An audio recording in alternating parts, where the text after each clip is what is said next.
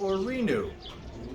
And so they found a lot of rich people in this city, and there are dozens of tombs that they have taken this and cut it out and smoothed it out and made it into a first century tomb. So the rich elite, like Joseph Arimathea might have been, what was. This would have been his style too. Amen. So that main argument falls to the ground. And to me, another one of the major arguments I don't see written in the books is the typology of Genesis 22. In Genesis 22, it describes Mount Moriah, remember? Abraham offering Isaac, planning to offer Isaac on Mount Moriah, and it's called the Akedah, the sacrifice of, that's the Jewish name for the Akedah, where the ram died in place of Isaac. And then after that happened, after the angel stayed the hand of Abraham so he didn't take his son's life, Abraham, under inspiration of God, named the place and said, on this mountain it will be accomplished, it will be seen. It's a prediction of where the temple would be. In the Second Chronicles, you find the temple was built on Mount Moriah.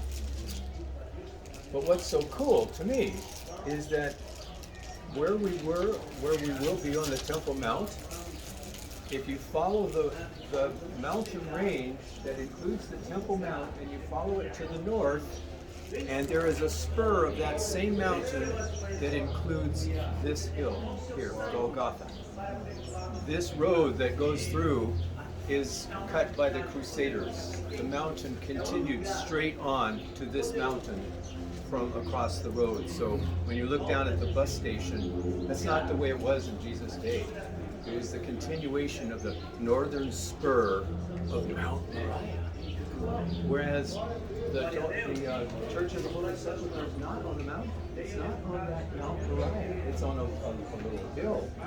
But it's not part of that mountain chain. So to me, the typology fits. If Jesus was going to die on the mountain, the same mountain as the Temple Mount, he would have died. This might be the place. And then just to add a couple more points, some of you were coming in when you pointed out not only is this a garden, but you got 3 cisterns here. And one of the cisterns holds 200,000 gallons of water. So, and this is a first century cistern. So this place is definitely a garden in the first century. And the other thing I want to add is, the last thing I want to add is that the Byzantine tradition has inscriptions on walls right around this tomb. Let me just read this.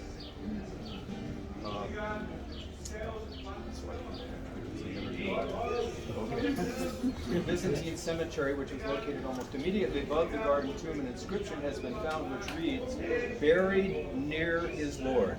Isn't that cool? So cool.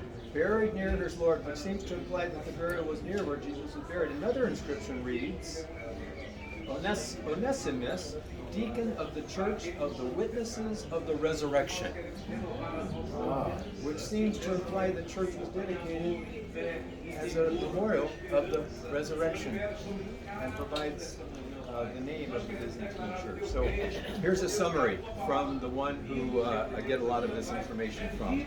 One thing is certain about the garden tomb: it has all the qualifications of the tomb that Jesus was buried. From both the archaeological and scriptural points of view, it can be the garden tomb, he writes, is by far the most suitable candidate for the authentic tomb. So I go against the scholars here. I think that this is a very good candidate. Amen. Amen. But wherever it is, he's risen. He's not here. So praise the Lord. Go ahead.